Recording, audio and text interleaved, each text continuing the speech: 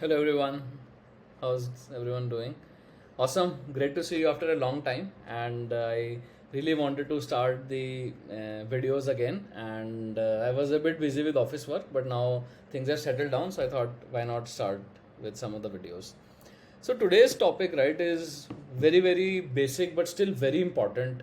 I wanted to cover certain principles on wealth creation, that how what are the things which we need to keep in mind in order to sort of build great wealth in the long run. So let's look at some of the principles.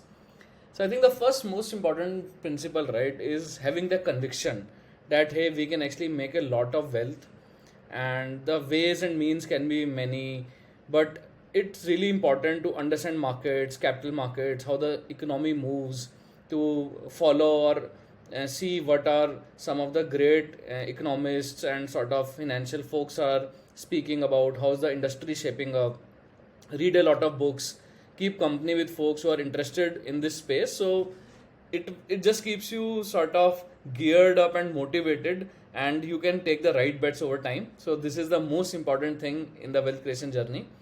Second is a lot about long term.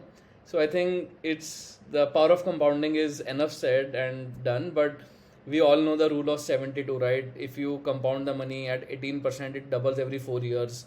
15%, it's actually 5 years. So even if we can get a CAGR of 15 years and we have a 20-year-old period, right? It's like 1, 2, 3, 4 times. So 2, 4, 8, 16 times. So 1 CR invested today will be 16 CR in 20 years, right? So that's crazy amount of compounding. So if you have a long term view, because markets will go up and down, there'll be a lot of volatility, but if you can stay on course for long term, we all can create a lot of wealth. Third actually is very important, which people sort of don't think too much, is we need to look at income sources, right? Because eventually, right, you are buying something, a part of the company, some stocks, some shares. So you need to have active incomes, running cash flows, so that you can actually deploy them into the market. So it's very important to actually increase your inbound or your cash inflows, which can actually be invested into the market. Don't just cut down too much on expenses, but focus more on growing the income. That way you can optimize the quality of life, plus you will have money to invest into the market. So I have this principle, right? You first have to learn how to earn money, then save, and then invest. So focus on earning. That will really take us far in our wealth creation journeys. This one is very personal, but a lot of people want to do FNO. So see, there's no shortcut to any success, right? It will take efforts. You will need to do grunt work. So long-term investing, in my understanding, is much better than trading. I have never done a FNO, or I don't even know how to do trading. Plain long-term investing can lead to wonders in life. So yeah, do keep this in mind. Next is like ideas, right? So see, many people know that hey, we need to invest, we will invest, but still they don't know that hey, what to do.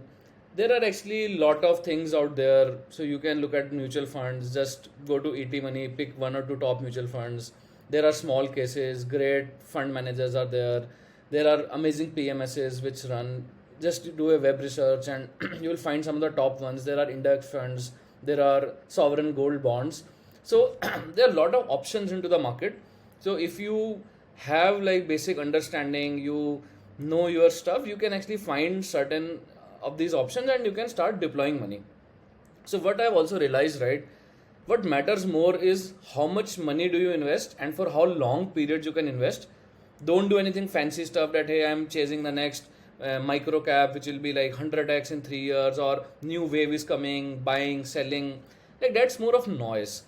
So if you even just pick some of these concentrated set of ideas, start investing money, have patience, have conviction, you will be doing great in the long run, right? So I'll actually have certain videos on specifically on like how you can get started here, certain good funds to look at, or some PMS or small cases, or PMS versus small case. That's also a very interesting sort of a conundrum. And even there are unlisted shares on certain companies, but I don't prefer that. And there is AIF as well. So maybe I can cover a very small video on this aspect as well. But there are a lot of ways to generate these ideas, but main important thing is to get started, and how do we get started. Another thing, right? So we discussed a lot of ideas, but it's also important that don't over diversify. Like I was talking to one guy last week, he had 60 mutual funds. Another guy, he had like 120 stocks. So like too much of diversification is not good. Once you create your strategy between say India, US, your mutual fund, PMS, if there, or small case or direct stocks, we need to play a game by which we are sort of taking some concentrated bets, which can be 3 to 4 bets, and then keep putting in money.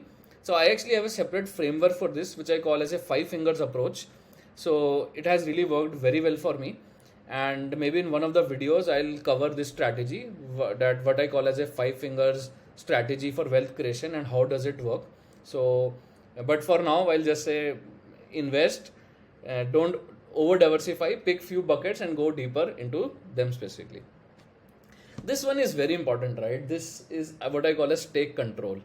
So many times we see there are, for example, my wife had some mutual funds and she had it through an advisor. It was running in his account, though it was her money, her credentials, but she did not have direct control. Or many sort of sometimes husbands or wives rely on just the other person. Like one of my friend who is a big investor, his wife just gives him money, he invests everything, she has no clue.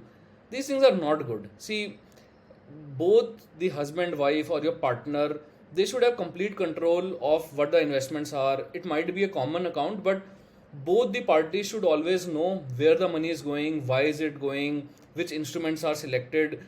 That one is you will get good advice, plus if something happens by chance, the other person can take control. Because see, we are building wealth for the family, right? We will be 50, 45, 55 by the time we see substantial wealth, but it is mainly for the family. So ensure that family is in control of the wealth, you are in control of your wealth. Don't give it to some people. Like some people say, actually day before yesterday, one of my friend called and said, Ankit, I found this girl, she's from IIT, blah blah, she does quant investing, 15% returns per month. I was like, I won't even give a single paisa, I'm happy in whatever I'm doing. So no fads, no shortcuts, having control. Have everything on your app, on your fingertips. Don't give money to others to invest. Like you can give PMS and all, you can take small cases, but no transfer of money to anyone, or no sort of allowing others to invest on your behalf. Have complete clarity and complete control of your finances. Even if it is a 2%, 3% less return, does not matter. So this is very, very important. Do keep this in mind. And I think the last principle is don't procrastinate, start today. So many times we are thinking, hey, I will wait, the stock will come down, it may come down, may come back. I remember one guy told me that, Ankit, I wanted to buy Tata Motors. Someone said that buy 1,000 units like 2 years back, and it was some 3 years back, maybe it was at 100 rupees. So he thought I'll buy it 96, and it kept increasing. Then he effectively bought it at 300 rupees 6 months later. Now it is 1,000, and he had put in some 10 lakh or 20 lakh, sizable number. So he was like, Ankit, I was so stupid that just for 4 rupees I lost a huge bucket. So many times, right, we just keep thinking, but have your SIPs going on, have your mutual funds, or if you know some stocks, or if you want to top up a small case, so do it now. There is no better time to wait forever. Nobody knows when the markets will correct. So if you have running flows of income, you can continue to put it into the markets or the instruments which you want to do. So go ahead and do the same. So these are the key things which I wanted to cover for now, and rest I'll have another set of videos to go deeper into some of the specific areas. Thank you so much.